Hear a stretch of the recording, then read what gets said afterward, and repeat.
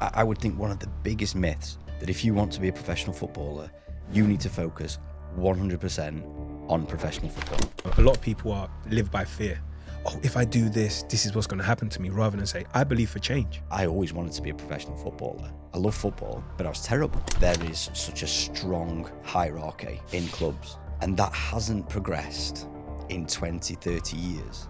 Loads of times I talk to coaches and they talk about the mask that players put on. Once they realised that we weren't from the club, they were like, we can say what we want. Yeah, I'm not going to tell you, coach. And they'd be like, right, we need to say this. We need to say this. Now, no, I'm saying it. Right, listen.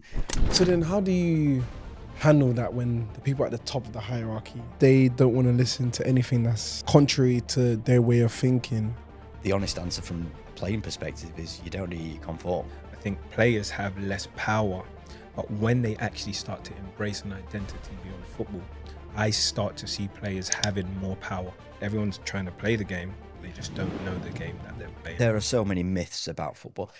When you read it in the press or things, it's so overly romanticised. There's a problem if you as a parent or guardian, if your dream is for them to be a footballer. Because the second it becomes your dream, your kid can't tell you everything anymore. What are the three biggest findings from that research? The things that I would say